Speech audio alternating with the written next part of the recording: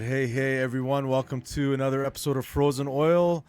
And today we have Shaw in the house. How's it going, Shaw?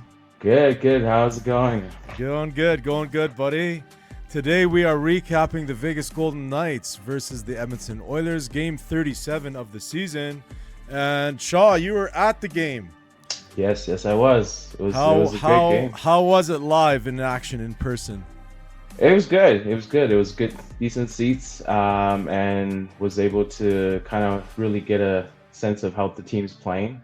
You know, sometimes when you're watching, the camera follows the puck, and you don't see some of the stuff behind the scenes. But yeah, it was. I was pleasantly surprised for the first two periods, at least. That's good. That's Yeah, awesome. yeah. Yeah, I'm trying to get tickets to that New Year's Eve game versus Ah, Boston, but right. we'll see how that goes. So the Edmonton Oilers, huge game, divisional game versus the Vegas Golden Knights, and the Oilers come up, like you said, with a tremendous first and second period, and the Oilers win this one 4-3 is the final score. Oilers with only 21 shots on net, compared to the Vegas Golden Knights 29 shots on net. And we're going to start this episode off with, first of all, and obviously from the last episode, I'm still reeling from answering all the comments from my rant about Trent Frederick getting starting minutes on the second line last game. So this game, Trent Frederick was scratched by Coach Knobloch. I found that was interesting to see, and honestly, this guy just got an 8-year deal. It's kind of interesting that he's getting already a scratch this year. What are your thoughts on that, Shaw? I think it's well deserved for sure. I think that the two guys right now on the fourth line are playing him. Lazar got a right-hander who can win draws, and then you got it's Max Jones that's basically playing for this might be his last shot to stay in the NHL, right? He's not a young guy either, so they're out playing him, and they deserve the spot. And you know what? It was very telling that with a one-goal game, about 6 minutes left, Knobloch put out the fourth line, and that's how well they've been playing, right? Yeah, So he they were trusted them, and they came absolutely. out big. And Hmm. like you said, Max Jones, he's been playing physical, and Lazar as well. Like, I was very impressed with his tenacity and his getting into those dirty areas. And he almost got one yesterday too. Yeah, But yeah, so obviously Frederick gets scratched for the game, and the Oilers came out huge. They had a massive first period. At one point, it was 4-0 for the Oilers, and then yeah. Vegas started to slowly mount a comeback. So to me, one of the biggest things, I've said it before on the channel here. Nugent Hopkins continues to have an amazing season. He's now up to 30 points in 28 games. So he's over a point per game average. He had 2 goals and an assist yesterday night. So kudos to Nuge for giving us that extra scoring that we so desperately need. When your Yeah, name's not absolutely. Draisaitl and McDavid, right? So Yeah, you just look at the power play percentage before he came back and after he came back, then you realize how important his little touches are. And yeah, super big responsible part. defensively too. Like, that's my Yeah. favorite thing about Nuge is he's Hmm. to me, he's the best third line center we could ask for, but we just have no depth right now. He's a first overall pick, so obviously he has the offensive scoring touch that goes with his game, but I'd love to get to the point where we had someone like Nuge that could be on that first line and just give Nuge that 3C position, but Yeah. it is what it is right now. We're kind of running 2 lines.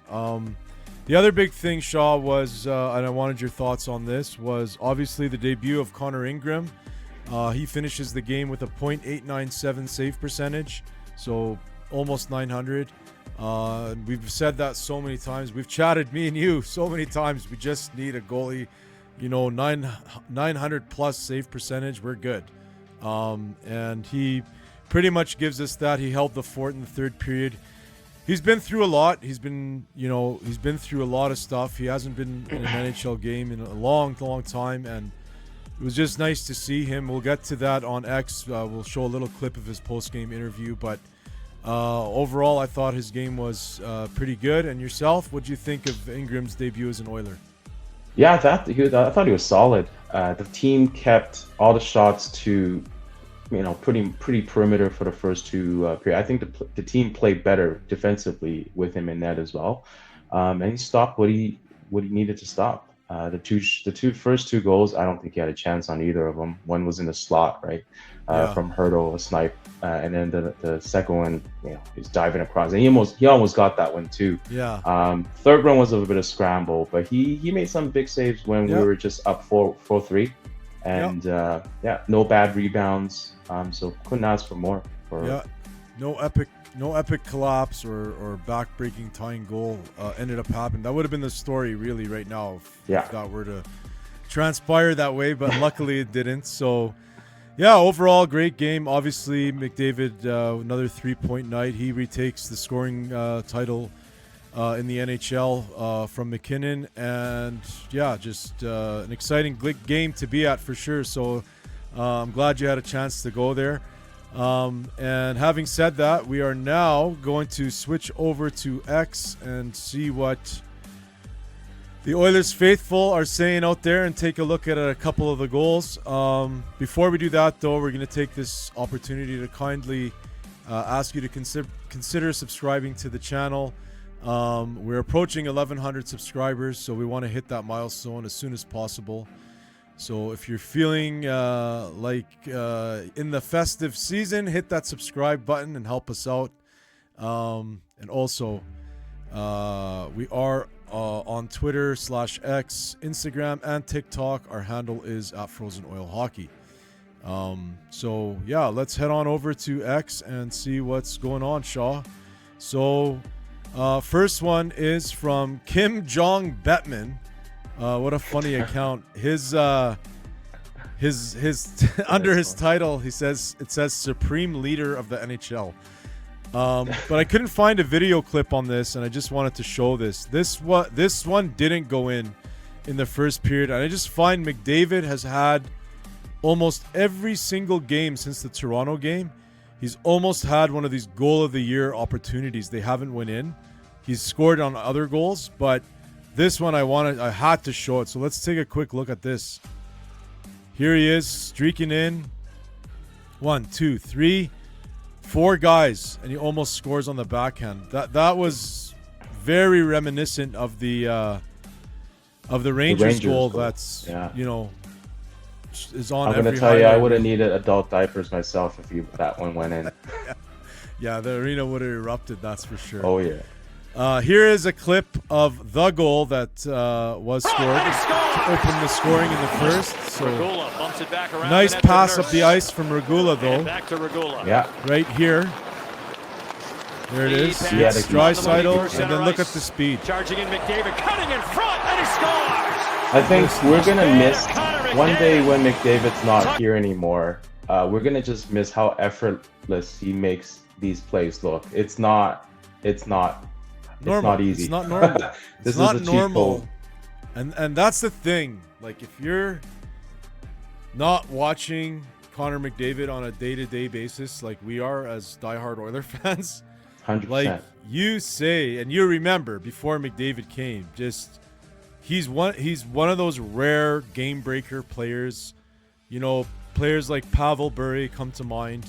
Just every time they're on the ice, they're so dangerous because of their speed. But McDavid just has that elite superstar scoring touch to go with it. And I've just never seen acceleration, edge work like this guy before. And we're just, like you said, we're so lucky to watch this guy. Moving on, next one from NHL_Oilers @OilersMcDry. Credit where due, Knobloch made the right choice to scratch Frederick. Absolutely. No question about it. And I'll tell you what, he's probably going to get scratched again for the next game because Max Jones had a good game again and Lazar had a good game, no injuries. I think Frederick's sitting again versus Calgary tomorrow. And no offense to Frederick, but I mean, a big part of your game and why he was brought here and kind of why we let Kane go was he's supposed to have this added dimension of physicality. I mean, the guy's got a massive frame, and I'm just not seeing it.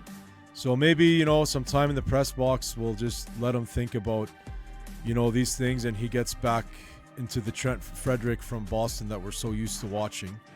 Yeah, we need him. Yeah, we do. Next one from the NHL themselves. Ladies and gentlemen, we have a new scoring leader. And here it is, Connor McDavid with 62 points as of December 21st.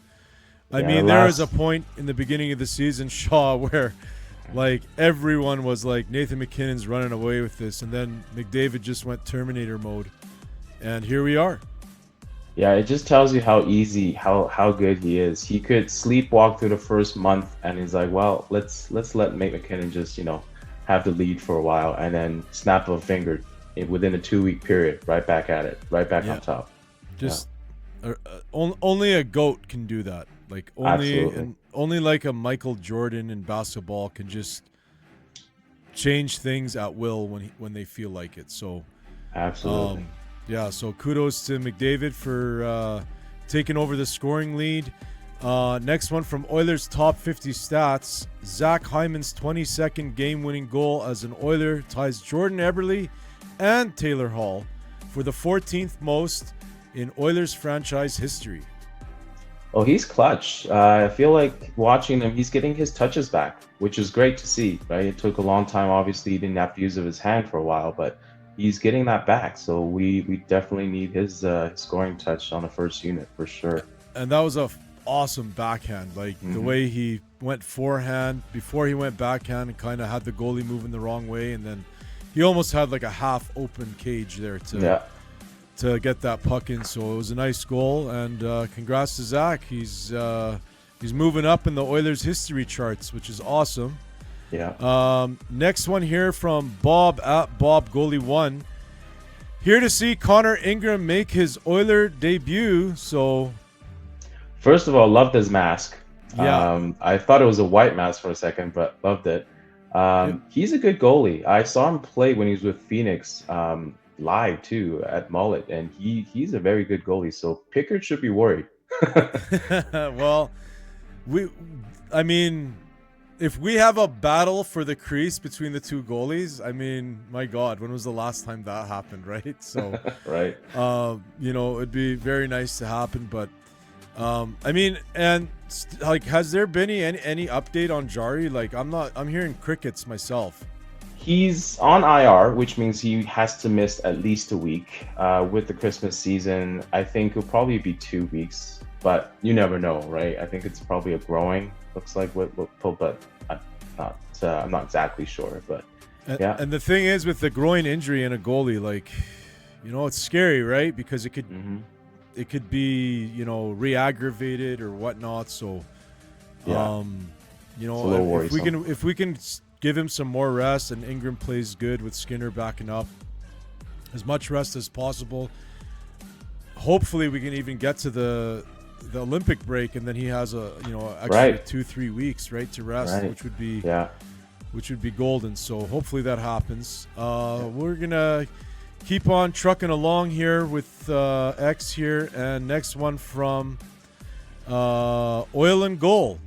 Ingram had a solid game, and even when Vegas was pressing, the Oilers' D did an excellent job of forcing the Knights into the first and obvious read. Yeah, absolutely. I think the team played well defensively. Neutral zone was tight. I think the puck management was lacking a little bit after they went up 4-zip, and that resulted in a couple of penalties and a couple of fumbles. But for the most part, the D played. Maybe you can sense that they're playing in front of a guy that hasn't started an NHL game in 3 years. Yeah. So they're like, we better do that for our guy. Yeah. I mean, and again, this is after Jari coming in, his first game, very little practice. Same thing here. Ingram comes in, not much practice with the team, right? And so much pressure again on goaltenders, and so happy he got a W because it's great for his confidence and his story. Absolutely. Next one from the Oilers themselves, the captain on fire, posting 5 goals and 5 assists over 4 games to continue his league best 10-game point streak. Connor McDavid is our at Gatorade Performer of the Week. He's at another level. He's kicked it up to another gear, which I don't know how many more gears there are up there, but he keeps on surprising us, right? Yeah. And, knock on wood, a fully healthy McDavid, in my opinion, is unstoppable. I mean, every fan of the other teams are going to disagree maybe, but even if Connor McDavid was not an Oiler, there's no way on earth I would not be saying the same thing, because that's Absolutely. how good he is. Yeah. It's just, you Can't can't agree deny more. it. No. Let's check out a little bit of what Connor Ingram had to say after the game. Let me just mute this awesome background music down a bit. And let's hear what Ingram has to say. Maybe just give us a sense of how you felt in there tonight and what the last 48 hours or so have been like for you. It's been hectic, but I mean, at the end of the day, no matter what level you're in, my job is just to stop the puck. I don't have to learn a forecheck or things like that. My job never changes. So the guys did a great job making me feel welcome and kind of showing me everything that I need to know, and it's been great. Connor, what did getting the start here and coming back to the NHL and picking up the W mean to you personally? It's good. I mean, there's a lot of days I didn't think it'd ever happen again. I mean, it's just the truth of it in this world. This is a competitive game there's 64 spots in the world to do this, so you don't take it for granted any day you're up here. It's a huge honor. Wow, I absolutely loved that answer. What a humble answer. The guy's been through so much, and he knows where he was and he knows where he is now, right? So Absolutely. that's one thing I really like kind of so far about this interview, is just kind of, for him as a future Oiler, I mean, if he has this mindset, I see a lot of good things coming from this. Yeah. Saskatchewan, coach, you get away. Yeah. What do you think they were doing in Imperial tonight? Watching you? I bet they were in the rink watching it. Maybe the bar. I don't know. I'll have to text Dad and see what he was up to. What has it felt like for you, getting back into it in the American League? I mean, we all saw the stats. Obviously, you're trying to find your game and trying to feel it. And then you get back up here. I don't know, was it a comfort level being up here? Like, what was that grind like, trying to find your game? It was hard. Obviously, I didn't get to go to camp, so that was a huge setback. I think I was in Utah when that happened, so I took 2 weeks without touching the ice, and that's hard to come back from right before the season. So it took me a sec to get it going again, but at that point, like I said before, it's just hockey. You put your skates on the same way no matter where you are, and just go and try to do your best. Every dog has their day. Well, we're going to stop it there. This interview, the rest of it is available from the Edmonton Oilers. But again, the way he's answering these questions and all that, I just, kudos to him, right? Yeah, goaltending is such a mind. The mind is so important when it comes to goaltending. And I think coming back from just having these issues and being able to overcome them, I think it's going to bode well for him, whether he's an Oiler or not in the future. And I'm lucky that he is right now. And same thing as Spencer Stastny. I don't know if you know his story. He had to take a lot of time off of for personal reasons as well. So I'm hoping that both those guys, former Nashville Predators, are going to be able to add something for us. And he said something as well that I know you're going to love, is he said, he likes to just keep it simple. And honestly, I love to hear that. Yeah. I don't want any of this acrobatic flying out of the net stuff. Just keep it simple. Yeah. You got McDavid and Draisaitl there trying to get you a lead, and just keep it simple. I'd love to hear that. Yeah. So we'll continue on with this. We got a couple more to go. This one from Ryan Whitney, former Oiler.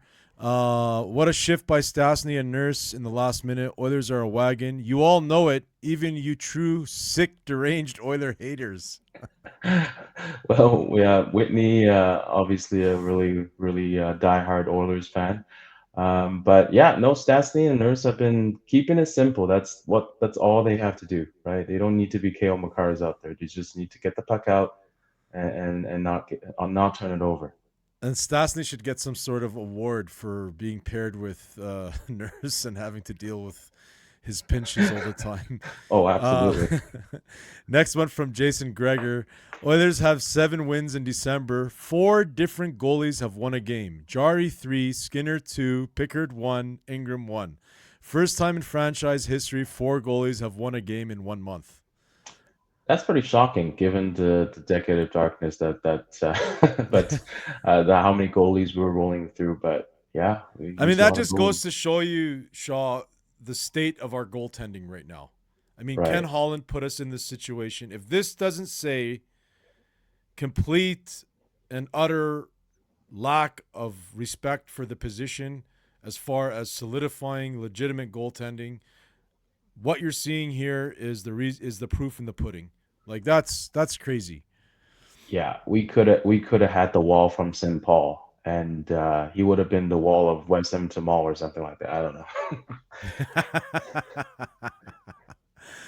That's a good one. Next one from the Oilers. Good night, Oil Country, and Ingram with the vest and Nuge with the wrench. So congratulations to them. And that's going to do it for Twitter X. So that's pretty much it for the episode today. Thanks, Shaw, for doing this. Really appreciate Of course, happy to be here. And I forgot to check. The Oilers are playing next. Is it 2? Flames tomorrow. Flames on New Year's Eve? Or sorry, not New Year's Eve, on Thursday. You're skipping past What Christmas. am I talking about? Is it Wednesday or Thursday? You know what? I should check this. Hold on. I was just in such a rush to get this one going. They are on, Tuesday, tomorrow. Yeah. 7 p.m. at home. Battle of Alberta. So, and Calgary's been called it playing that. good. You got to give them credit. Calgary's been playing good. They're not lying down for anybody that they're coming up against. Obviously, there was a lot of talk about them tanking the season and going for McKenna or that high draft pick, and they're battling hard. So you got to give them credit as a team. But Oilers got to win that game. There's no no excuse for the Oilers. Doesn't matter what. Right now, it's crunch time for them with the start they've had. So hopefully we can bring you a video here on Frozen Oil after that game, and that's about it. So hope you're having a great day, evening, morning, whenever you're watching this, and we'll catch you on the next one. And most importantly, Go Oilers! go Oilers, go! Frozen or hockey, the channels you need. Oilers on the ice, unstoppable speed. Chasing the cup, we're gonna succeed. With David leading, we're built to exceed. Frozen or hockey,